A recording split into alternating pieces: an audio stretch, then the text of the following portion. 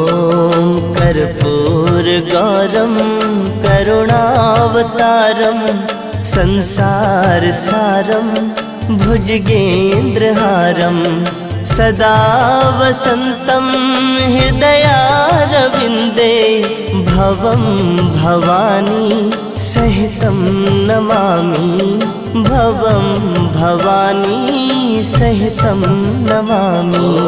कर्पूरगौरं करुणावतारं संसारसारं